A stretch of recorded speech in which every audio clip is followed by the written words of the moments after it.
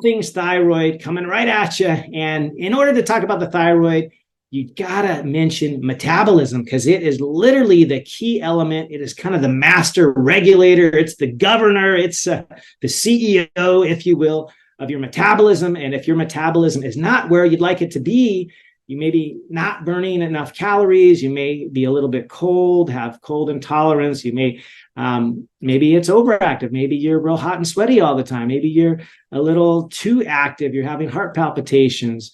There's a whole variety of things that could go up or down or sideways, even when the thyroid is involved. It's literally one of the master glands of that endocrine system, that system of hormonal balance in the body. In fact, we have this same, the HPA-T axis, the hypothalamic, pituitary, adrenal, and then, of course, the thyroid axis, which are the main hormonal producers, the main glands or organs, if you will, in the endocrine system, which is literally that system that is responsible for keeping us alive, keeping us functioning and thriving. So let's get our thyroid in balance and working optimally, so we have all the energy that we want and we are thriving in life. And to back this up a little bit, we used to have a lot of issues with a low iodine. And why do I even mention iodine with respect to the thyroid? Well,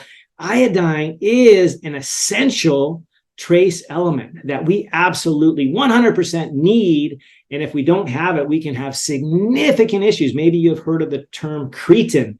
Well, yeah, it has been used derogatorily, of course, over the years, but that term was originally describing cases of hypo or low thyroid causing developmental delay, developmental effects, retardation of sorts, and stunting of growth, because kids were not getting, both during the pregnancy of their mother in utero and thereafter, were not getting sufficient iodine in their diet. And that led to this phenomenon called cretinism, which was not only developmental delay or brain issues, but also developmental delay in growth. They were short stature, stunted growth, were not doing well mentally, and this was due to an iodine deficiency.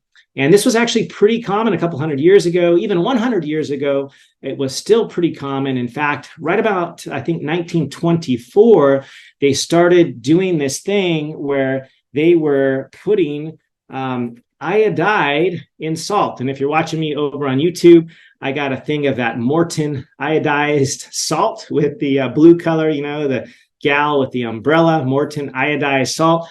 And that started about 1924 because we were having a lot of issues here in the US and around the world of deficiency in iodine. And the reason I even talk about iodine with respect to the thyroid is because you absolutely cannot have a functioning thyroid and make what you really need, which is thyroid hormone, without iodine. Iodine is that essential.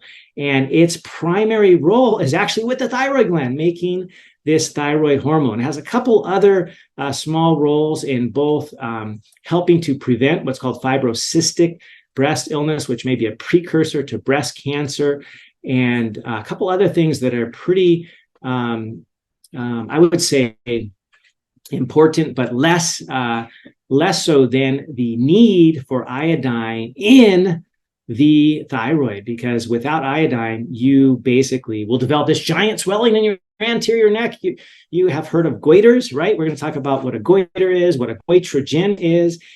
And basically, when you have a low level of iodine, your thyroid tries as hard as it can to soak up and concentrate whatever little bit of iodine it gets exposed to, and it enlarges that thyroid gland, which is about the mid-level of your anterior or the front portion of your neck, about where, if you're a dude like me, you might be wearing a bow tie. In fact, a bow tie, I put one on once a year. I get dressed up about once a year. I take my wife out to this really special ball once a year. I throw a bow tie on, and right about where that bow tie would sit is about where my thyroid gland is. And as a matter of fact, it looks kind of like a bow tie. It's been traditionally described as a butterfly or a bow tie in that anterior front portion of your neck, just below that sort of Adam's apple, which is actually the thyroid cartilage. And right in front of that Adam's apple, on the left and the right, you have the two primary lobes of the thyroid gland. So it's in the anterior neck. And if you're not getting enough iodine in your diet, the first symptom is that thyroid is going to go bonkers to try to over concentrate, absorb any little bit of iodine around, and it swells up. That anterior neck swells up and produces what's called a goiter. You may have seen these. I've seen several in my career, mostly when I'm working in other countries. It's more common. I've seen it in South America, Central America, a few other places. But even here in the US, it does happen on occasion. I have seen a couple cases here in the US, though it's thankfully since 1924, right, when we're starting to put iodide in our table salt and a lot of other things. It's thankfully much less common, but it used to be more common, especially in mountainous areas, those that are away from the sea and the coast, because you tend to get iodine in seafood, right? If you like shellfish, if you like seaweed, if you're a sushi lover, or you like nori, the seaweed wrap, or you throw that in your salad, the seaweed, that actually tends to have a good natural source of iodine, and it can be a way to supplement. You've probably seen these kelp tablets, things like that, and that's a good natural source of iodine if you need it. Thankfully, right here, right now, present day US, we don't have a serious problem with deficiency. A little bit, but not nearly where it was 100 years ago. And even in the early 1990s, there was kind of a decent amount of deficit right here at home in the US. In fact, there's a really cool graph that's, I don't know if on YouTube you guys will be able to see this, but it's a global scorecard of iodine nutrition. The most recent data is 2021. And thankfully, the overwhelming majority of the world, 105 countries surveyed, had adequate intake, which was described as somewhere between 100 and 299 micrograms per liter. And that was the overwhelming majority of the countries surveyed. I think there were about 130 roughly countries surveyed. So 105 out of about 130 had adequate intake. Only about 18 of them had insufficient intake, which was described as less than 100 micrograms per liter. And in excess, about 10 of those. And this was data from 2021. What was interesting is back in the 1990s, there was essentially zero in this excess category. And so what we have done with making this more of a public health issue, we've eliminated most of the insufficiency, and we actually have gotten a little bit into the excess in certain areas. Not a ton, thankfully. Not a ton, but there are definitely a few countries. The U.S. is considered, just as a population basis, in an adequate category. Certain countries, I'm just looking at the big Excel spreadsheet: Colombia, Costa Rica. Where else was excessive? Honduras. And these probably because they likely have a bunch of seafood available there. I've been to Honduras. I've been to Costa Rica. Oh, I love eating seafood over there. So maybe they're getting too much from the seafood. Korea also a little bit in the excessive range. Where else? Let's see. Solomon Islands, likely they're having a bunch of seafood as well. And Tunisia, a few others as well. Thankfully, not a lot of countries in the excessive. There definitely are people here in the US getting too much. And you don't want to do that either. It's kind of like the Goldilocks phenomenon, right? You don't want too much. You don't want too little. You want to have just the right amount, because too little and you could have that severe problem, especially if you're developing a fetus called cretinism, or you could have hypothyroid as an adult, or you could get a goiter if you don't get enough, or just not have an efficiently and high functioning thyroid if you're not getting enough iodine in your diet. I would say shoot for about 200 micrograms per liter. That's kind of a pretty good baseline. I think they use an even lower number, around 100 to 150 micrograms per liter. But I would say in the 150 to 200 range daily is probably a good intake. I tend to get mine mostly from my seafood that I love. I don't specifically take supplement, at least not regularly, because I feel like I get enough. There's a way to check that too. You just check the urinary iodide concentration. That's a pretty easy test to do. If you've never, ever had it done, it might be something else to check, right? Because you got to look under the hood. You can't just guess these sorts of things. And we'll talk about a couple important tests throughout this podcast: how to check your thyroid, What do those blood tests look like? This one checks your iodine status, which is just a urine test, urinary iodide concentration. Might not be a bad idea to get that checked if you've never had it done, especially if you have numbers in that thyroid panel, which we'll talk about, which is generally blood work. You can even do it in a simple finger stick. We'll get into that later. If any of those are showing low thyroid function, then I would certainly say take a look at what it is, your iodide, urinary iodide level, because that could give you an idea. So right now, present day, thankfully, we don't have too many huge issues with not getting enough, I should say, or insufficient. Iodine is not super common, but it can be, and it may surprise you if you never ever eat seafood, or if you live in a mountainous area, like a whole center of the US that is far from the coast and you're not eating much seafood, you could actually be deficient. In fact, when my grandparents were in school, they used to pass around. There was a day set up, I think it was at least once a year, where they would get their goiter pills, and they would literally give these kids potassium iodide pills in school, and they would call them goiter pills. This was in the 1920s, 30s. And some of them were even coated in chocolate, and they would ask for their neighbors' pills too, because at this point in time, 1920s, 30s, it was still a pretty significant issue, especially them. At the time, they were inland. They were in the mountainous Rocky Mountain area. So it was definitely an issue. And so they got goiter pills in school. But then, as mentioned, they were starting to add it to iodized table salt, for example, the Morton salt. My parents, I just talked to my dad, in fact, today, just to see what this was like in both his time and his father's time frame. And he didn't get goiter pills in school, but they did use that Morton's iodized salt. And he actually asked his dad, he's like, dude, why do we use this funky looking salt with the gal, under the umbrella and dumping salt behind her? It's kind of interesting picture. But he asked his dad one time, he said, oh, that's so you don't get a goiter. It's because of this thing called iodine that you need for your thyroid. Like, his dad was a pretty bright guy. He was not a physician, but he had many physicians in his family. He was kind of I would say, just a connoisseur of natural health. He was taking supplements, coming up on 100 years ago, when nobody took supplements. He actually, I remember growing up as a kid, he would take this big handful of supplements, and it had everything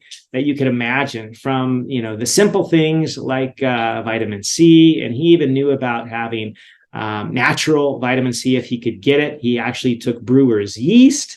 He did a spoonful or two of that. He did all this stuff. He was even doing vinegar, or nowadays we're hearing about apple cider vinegar, all the benefits. He was doing that close to 100 years ago.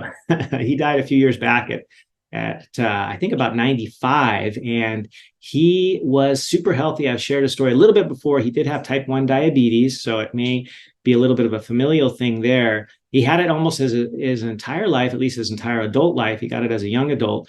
And he never lost any toes or fingers or lost his vision, because he took good care of himself. And one of the things that he remembers is supplementing with iodine when he was a kid, because there was a much more prevalent issue with that. And so if you don't know, you've never been checked, you might as well check under the hood. And this one is a urinary iodide concentration test.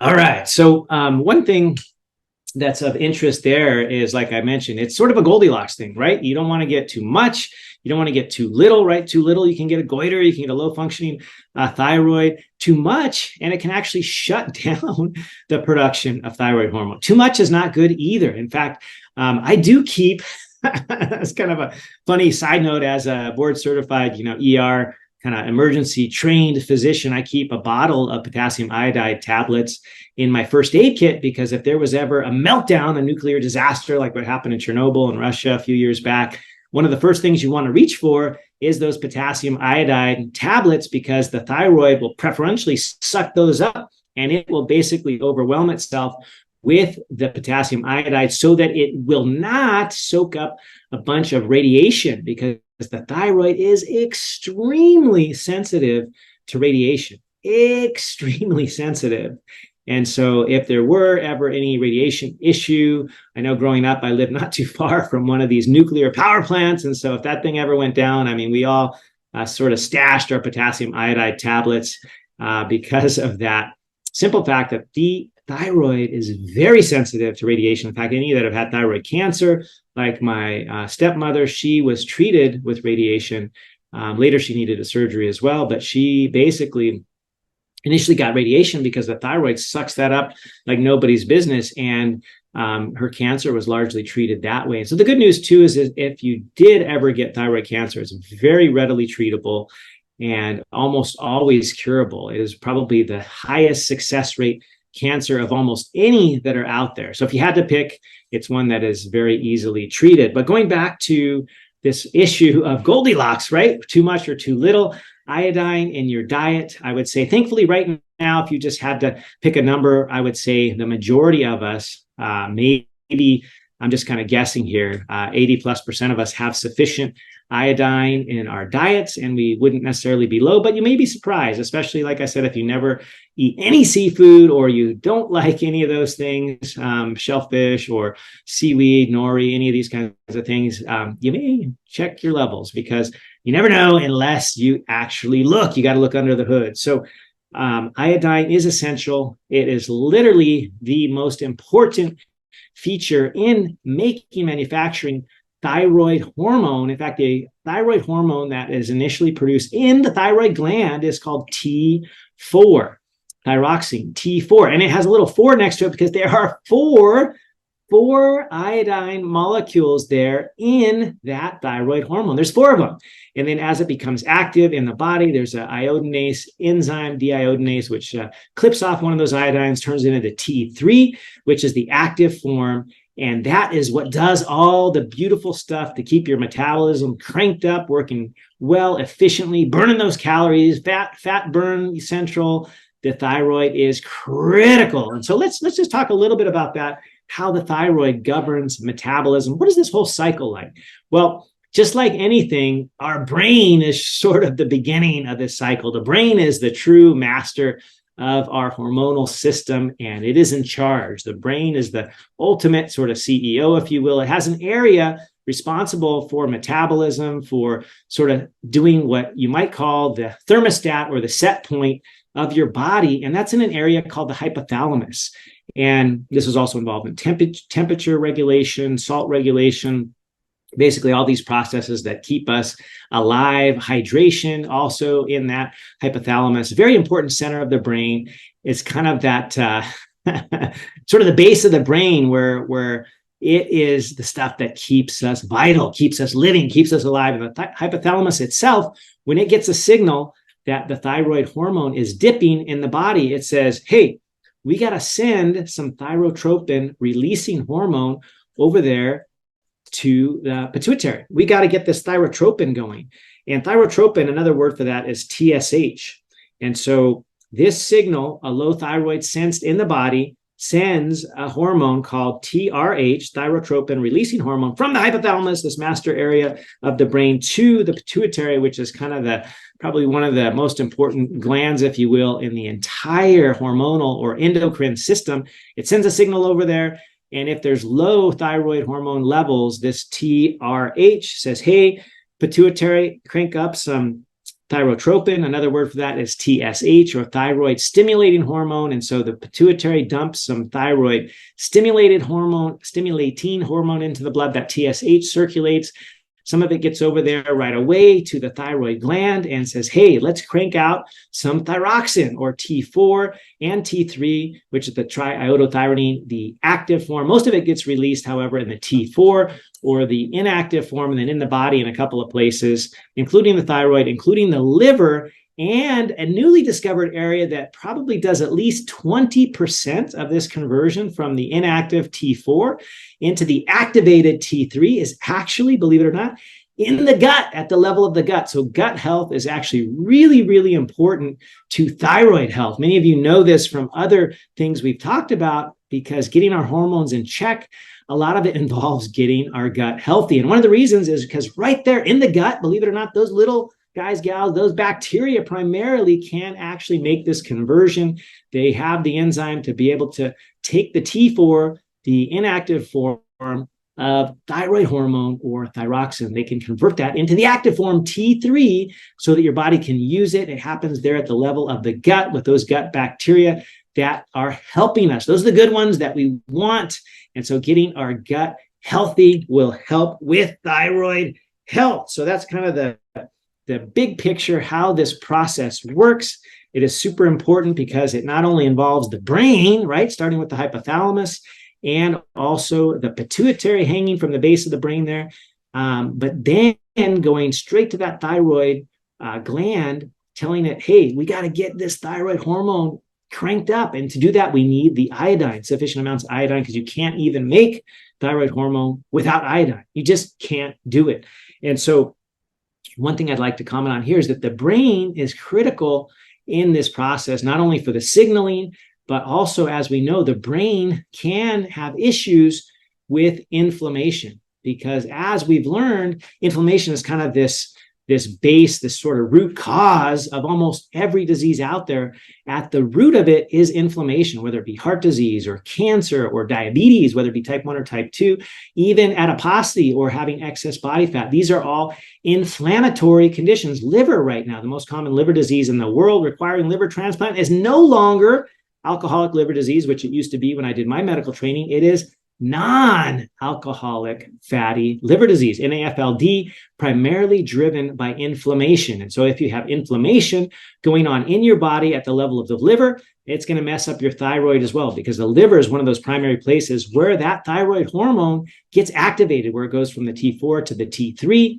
Also in the gut, as mentioned, and if your gut has inflammation from leaky gut, for example, this can also affect your thyroid function and your brain. If your brain has inflammation, you may know this from symptoms such as depression, anxiety, these kinds of things. They are brain inflammation. Any of these mood issues are related to brain inflammation. And not only will they affect the cognitive portion of your brain, but also this central kind of base station, if you will, area called the hypothalamus that governs the overall process of hormones in your body. If that hypothalamus gets inflamed, guess what? It's not going to be able to send the signals as well to get that pituitary awake, to then get the thyroid gland awakened and producing appropriate amounts of thyroid hormones. So combating inflammation is a great way to improve your thyroid health. Very, very important. Your metabolic health is critical with respect to your thyroid, your brain, and decreasing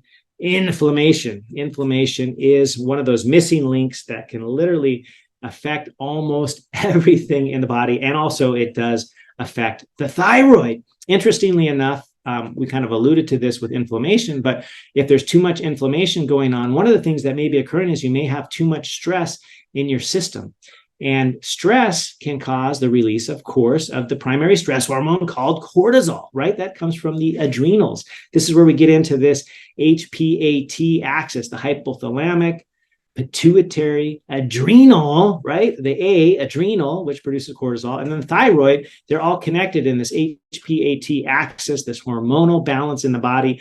And if you're under a bunch of stress, that alone can affect the thyroid gland in several ways. In fact, one of them is directly, it can mess with, the cortisol can mess with the signaling that occurs at the level of the hypothalamus, as well as in the pituitary. It can slow down the release of that TRH that I talked about from the hypothalamus, and the TSH levels can be decreased or diminished by having excess cortisol, and that's at the level, of course, of the pituitary. And also the conversion of that inactive form of thyroid hormone called T4 or thyroxine into the active level T3, which is what does all the work. That conversion process can also be slowed down by increased cortisol. It can literally put the brakes on the system. And also, when you're under a bunch of stress, another thing that gets produced, this is kind of a protective mechanism, actually. And so when you really need it, like if you're in the ICU, for example, this is the initial described cases of this sort of mirror image of thyroid hormone, the active form, the triiodothyronine, which is T3, the active form. It's exact opposite, or what they call mirror image. Or if you're a scientist, or if you love organic chemistry, you remember the enantiomers, which are basically the identical but mirror image. So you have T3, which is the active form. Then you have reverse T3, which is the mirror image of T3, that active thyroid hormone. But it is the exact opposite. It is inactive. In fact, it blocks all of the activity of T3, the regular active thyroid hormone, because it's so darn similar and alike. It's literally the mirror image. It can hop on the thyroid receptor and deactivate it. It basically is a placeholder. It occupies that site. So the real thyroid hormone, with that real thyroid hormone, T3, with that real thyroid hormone, please stand up. Well, you can't get there if that receptor site is blocked by reverse T3. And actually, when you're under a bunch of stress, increased cortisol, for example, what happens? Well, increased production of reverse T3. So this is something you got to know about. It's something that should be included in the thyroid panel. This is definitely not something I was taught at length in my endocrinology course in medical school. I actually had heard of this issue in the ICU where you're under a bunch of stress and your body does make reverse T3, but I hadn't ever been taught that we should be checking for this in any other situation than an ICU patient. And so this is actually something that all of us should get as a part of our thyroid panel, because that's literally the brakes on the system. The brakes on the system is the reverse T3 here that increases in production during a bunch of stress. And this can be physical stress, it can be emotional stress, financial stress, family stress, whatever the case may be. Anything that elevates cortisol can cause this to happen. So you got to check these things. You got to check under the hood. You got to check your reverse T3 level. You can't just ignore it, which sadly a lot of doctors do. And we'll get into that a little bit later. But I just wanted to circle back to this ever important brain function that is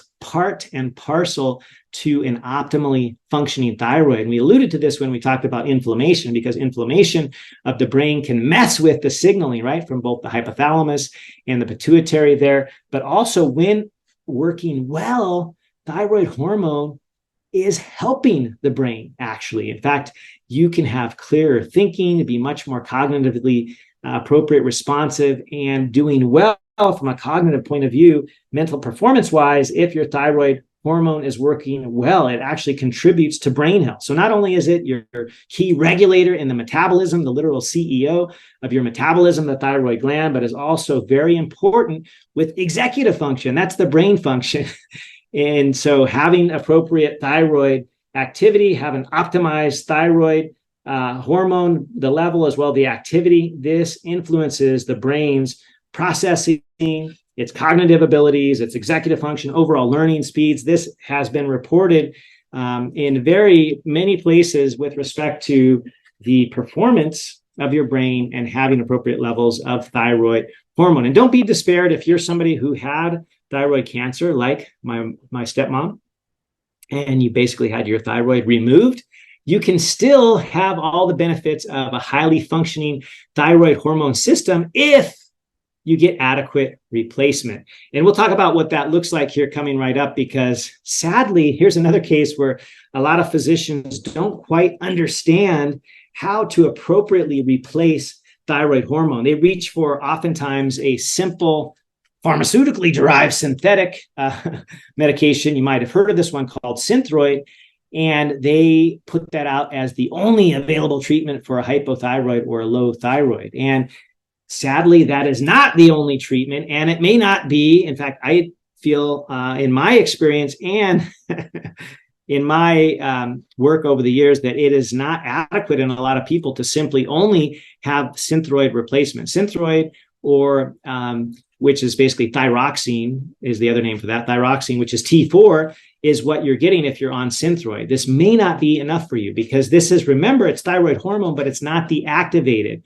thyroid hormone. So this basically assumes that you have a perfectly well-functioning liver, your gut health is good, and all of those areas that, including the thyroid gland itself, that can have that conversion from the inactive form, which is thyroxine, which is Synthroid, into the activating form, which is T3 or triiodothyronine.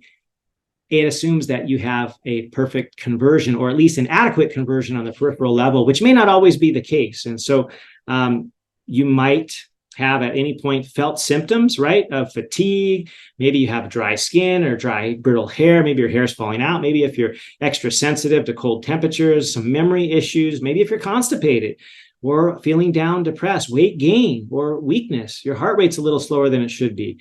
Irregular menstruation, fertility problems. All of these could be related to a low functioning thyroid.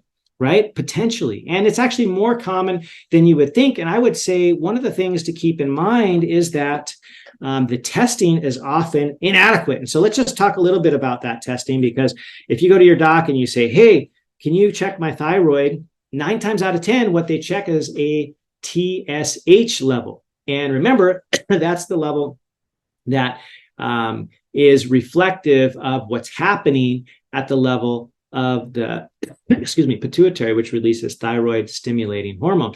And this gets increased in its release from the pituitary if you have lower thyroid hormone levels, okay? And so at some point, that level will start to go up. The problem with just doing this test and this test only is you're not measuring the active thyroid hormone, right? You're not measuring the free T3. You're also not measuring the reverse T3, which is important to know because that combats the regular active T3, and it basically blocks it, right? It puts the brakes on the system, the reverse T3. And you also don't necessarily know the response. When the TSH goes up, it should be telling the thyroid gland, hey, produce more thyroid hormone or thyroxine. We need more, which is called T4. So you should be measuring a T4 as well. And one of my pet peeves about the TSH level is in the so-called normal ranges, it is huge, like many, many orders of magnitude from the bottom end of normal to the top end of normal. For example, the bottom end of normal is somewhere in like the 0.2. This is milliunits per liter. And the top end can go up to 5. So that is several orders of magnitude different, but that by your doctor might be considered normal. Like if you go in, you get your TSH checked and it's 3.5, your doc's like, oh, your TSH is normal. Well, I would say, no, I don't feel normal. I'm having, cold intolerance. I'm weak and I don't have the energy that I want. I'm just not, my hair's falling out. My skin is dry. Like I have all these symptoms, and your doc comes back at you, he or she, and says, hey, but the blood test, the TSH shows your thyroid stimulating hormone, TSH is normal. So your thyroid function is normal. Normal is not optimal, right? Normal is not what we want, right? When we remember right now here in the US, 7 out of 10 of us are overweight, and almost 60% of us are obese. So we don't want to be normal, right? Normal is not what we want. We want optimal. And so I would suggest to you that optimal TSH levels are between 0.2 and 1.5. Those are more optimal. If you are above that 1.5, you are already teetering into some likely thyroid dysfunction or low thyroid, which is called hypothyroid. And you probably feel it. You probably have some of these symptoms, like cold intolerance, dry skin, weight gain, lack of energy, maybe depressed. All these kinds of things could be coming into play with a level in the so-called normal range. But if you really get down to what is that actual number, if it's above 1.5, I would say, start thinking about a lower functioning or a hypothyroid type situation. Another thing that you got to measure, as we're talking about the things to measure, is, of course, the levels of thyroid hormone, which is T4, and the T3, which is the active form. You got to measure those, especially the free T4 and the free T3. Those are the levels that are available, that are circulating in the blood, because sometimes they become bound up and they can't be going to the receptor where they're needed. They can't be used if they're bound. So bound and free are two different ones. Total, many times they'll just measure the total T4 or the total T3. Not enough. You really need the free T3 and the free T4, as well as you should look for antibodies to the thyroid. And the two most common ones that to look for are TPO, which is called thyroid peroxidase, another one, which is against thyroid, which is the anti-thyroid globulin, or ATG. And those levels should be measured as well, because they're looking at autoimmune issues at the level of the thyroid. Is the body attacking its own thyroid, right? Have you ever heard of Hashimoto's? This is what's going on. If you have Hashimoto's or know somebody who has, they literally have an autoimmune problem that's attacking the thyroid gland. So if you do a blood test, you will see elevations in either this TPO, which is the thyroid peroxidase, or the ATG, the anti-thyroid globulin.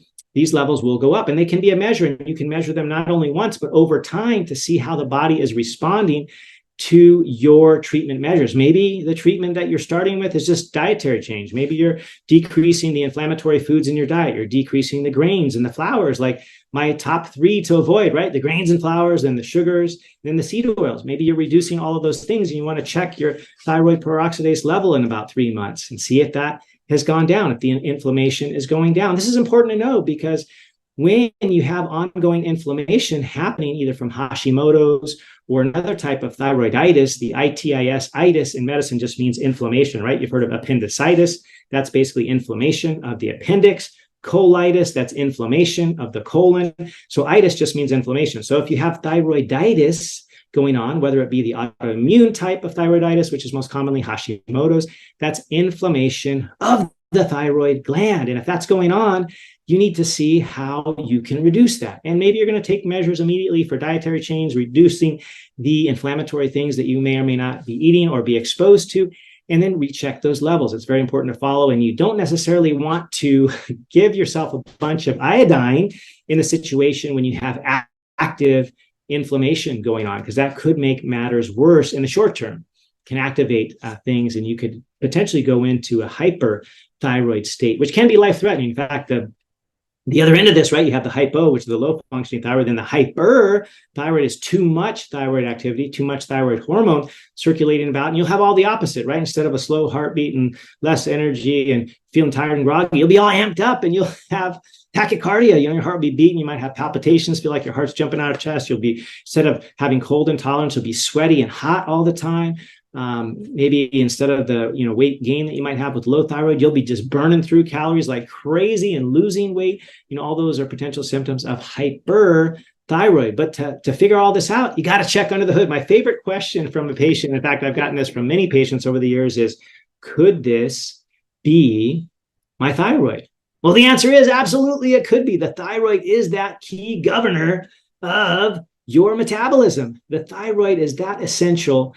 And you got to get down to the bottom of it. You got to check under the hood. We talked about checking a urinary iodine concentration in cases, especially with low thyroid function, but also you need to check these levels, the thyroxine, right? That's the T4, and the T3, the active form. You got to check the free levels. What are the free levels that are actually there circulating that can do their job? You got to check the antibodies, the TPO and the ATG, the antithyroglobulin and the thyroid peroxidase.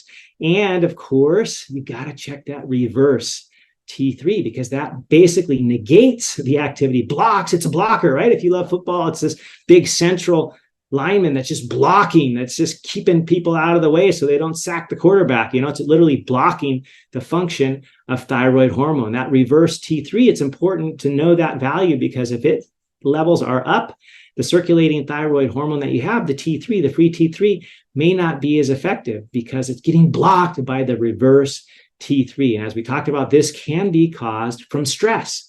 Increased cortisol definitely can increase the production of reverse T3. So it might sound a little bit complicated. It really doesn't have to be. If you need help with this and you want to get your thyroid checked out, feel free to message me and I can try to help you get that done hopefully with your provider or doctor. Since I'm not your doctor or provider, if you can get that done with yours, that's the way to go. There are also some sort of self kits that you could test, even with a finger stick, that you could do at home. ZRT Labs, I believe, is one that is still doing that. There are a few that can do that for you just out of the comforts of your own home.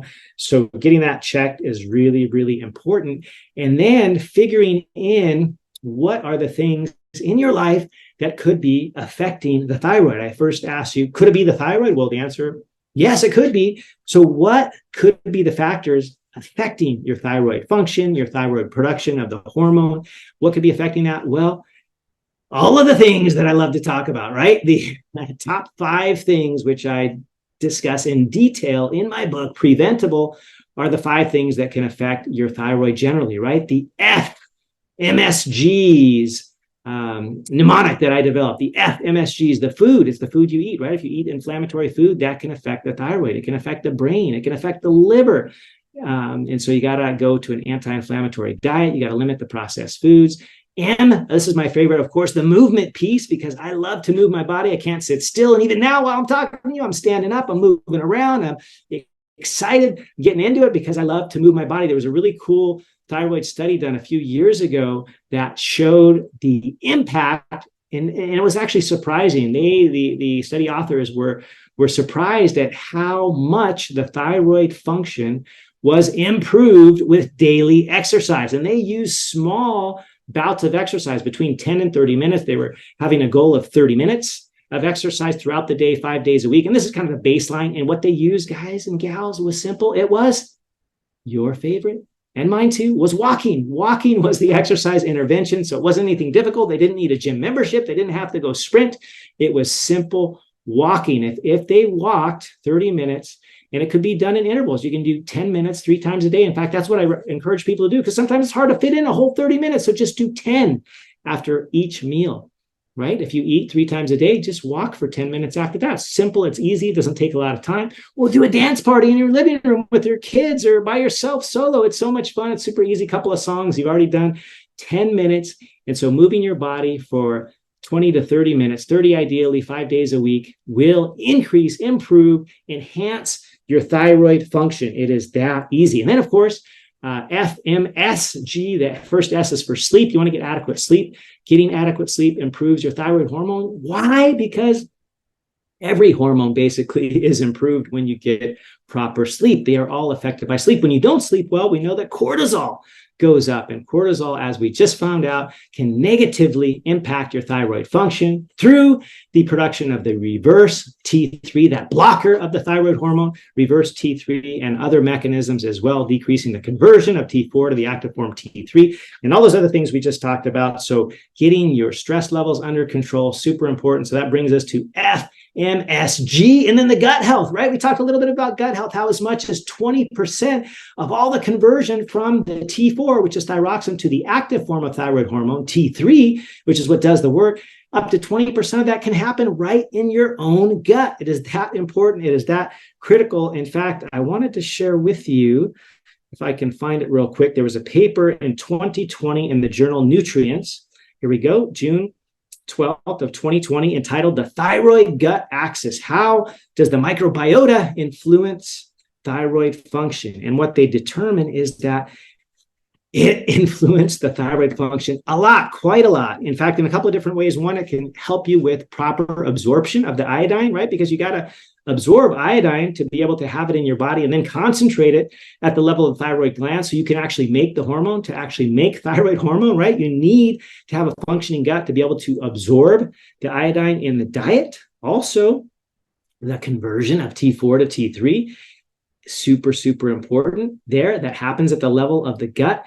And so multiple studies show that improving gut health will also improve your thyroid function, especially if you have any autoimmune condition, whether it be a type of autoimmune thyroiditis like Hashimoto's or Graves'. If you have any autoimmune inflammation of that thyroid, getting your gut healthy will significantly improve that. And as I mentioned, this is a level that you can track, right? As you get your gut healthy, you can measure those antibody levels, the TPO, the thyroid peroxidase, or the antithyroid globulin, the ATG.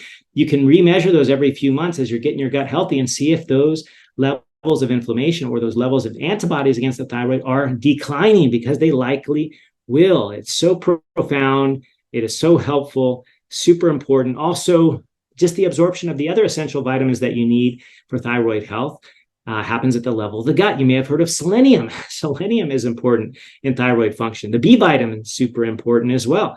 And these things got to be absorbed or even made. A lot of the B vitamins can be made at the level of the gut. And so super cool, super important.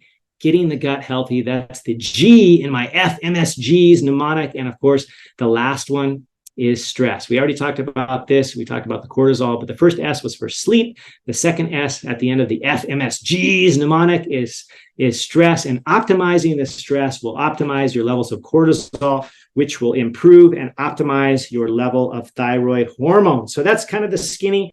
We've covered a lot of things. I wanted to just briefly mention some of the things to avoid besides all those highly processed foods with the glutens and the grains, which can wreak havoc on your inflammation and directly affect the thyroid. In fact, they even think that they've been able to sort of isolate gluten as a potential cause in a lot of these thyroid illnesses, including Hashimoto's.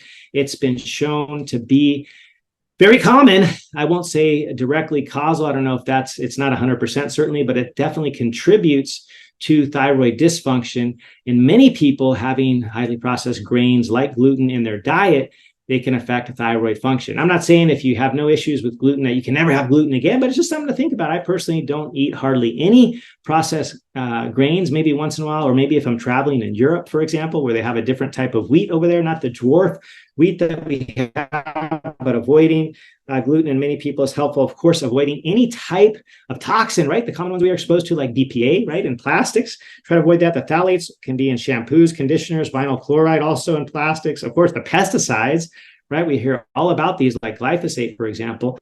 They can negatively impact the thyroid, as well as, those darn Teflon pans that are so handy that have the perfluorooctanoic acid. They can mess with your thyroid. And so being able to limit the toxins we're exposed to is also really important. And if you're like me and you want to just keep it simple, just look at the labels. Look at the labels of your shampoo. Less is more. If it's safe to eat and doesn't have anything gnarly in there and you recognize the ingredients, it's probably safe to put on your skin. The EWG.org, that's the Environmental Working Group, has a lot of helpful resources. They even have an app. You can look stuff up real time when you're at the grocery store, but many times less is more. So the bottom line is avoid these toxins, these endocrine disruptors, if you will, that are found everywhere and all around us. Maybe it's time to get that water filter, right? We've talked about this a little bit in the past. Get some version of a reverse osmosis filter. Maybe if you can't grab one of those, get just something with carbon easily added. And most of them, if you have like a refrigerator that has a water dispenser, they'll have these cartridges. You just got to replace them every couple of months. Make sure you don't just press the ignore button, right, and reset it without replacing the filter. I've done that. I'm just gonna put that out there. I've done that before. I don't do it anymore. What I do now is I just buy a whole box full of these things, so I have like a year's supply, and then I don't worry about just pressing the reset button without actually changing the filter. You got to change the filter. You got to try your best to avoid the toxins that you may be exposed to. And lastly, you just got to look under the hood. If you never check, you just won't know. You just can't guess these things. So the final question, which I've asked already, is could this be the thyroid? Well, if it has anything to do with metabolism, it could be something to do with the thyroid. Yeah, so you got to check under the hood, check your thyroid levels. We've talked about this now, I think, ad nauseum. Go back and re-listen, but the TSH, the T4, T3, the free T3, the free T4, the anti-TPO and thyroglobulin, as well as the reverse T3. You want to include those. And if you have a low functioning thyroid, potentially you probably should check your urinary iodide level as well to see if you need to supplement, because the supplementation is super easy. And it's not a lot. You don't need very much. I get mine naturally through the seafood that I eat. I'm a fool for seafood. I love nori. I love seaweed. I love sushi. I love fish. I love crustaceans, all of the things. I just love seafood. So I don't have any issues there. You can even buy supplements that will have these things concentrated, like the kelp and the seaweed, if you want to go natural, which is always what I recommend. I use the food first mantra. But just remember that you got to ask the question, could this be my thyroid? And then you got to look. And if your doc only offers you a TSH and nothing else, maybe consider getting a new doctor, because you got to have somebody that will support you. Sadly, most doctors are not well trained in the nuance of thyroid, and they're not checking all the essential tests that we've talked about today. So you possibly might have to look for someone else. And maybe if you don't have somebody, just hop on over to that website, ifm.org. That's a good place to start. The Institute of Functional Medicine will provide you with a list of folks in your area, in your very own area. You can plug in your zip code. They'll look for a provider near you. Having somebody who understands this stuff is super, super important, because you got to look and you got to find somebody that is on your team, that is on the same page, that respects the thyroid, and that is willing to do the testing, because you got to check, you got to look under that hood. And so thank you for listening. I hope you found some value here. Please listen, share. Don't forget to share. And if you need to, re-listen. I know personally the podcasts that have really helped me over the years, I listened to them a couple of times because they can be power-packed, action-packed, Lots of things in this one. So don't be afraid if you got to re-listen, or if you want to reach out to me, send me an email or just message me over there on Instagram. I'm pretty active over there. Dr. Thomas Hemingway, Dr. Thomas Hemingway. Make sure to drop a review on the podcast over there on Apple, or rate it on Spotify, wherever you get your podcast, and grab my book, because I do talk a bit about this important topic, thyroid and hormones. We do talk about it over there. Talk about supplements. We talk about all of the important items we talked about today with the FMSGs, mnemonic. It's all there. It's simple. It's digestible. It's actionable. So preventable, 5 powerful practices to avoid disease and build unshakable health. Available today on Amazon. Still is, as far as I know. I just checked it. So you should be able to grab that. Make sure you share that. Drop a review there as well. Join my community. Join my list to get those weekly emails, which I'm going to start cranking out to you once again. And just thank you. Thank you for being here. Thank you for being part of this important movement where we are striving to thrive each and every day, to build optimal health, and to share this with all those we care about. So until next time, aloha. Thanks for watching, and remember to like, subscribe, hit that notification bell so you never miss out. Aloha.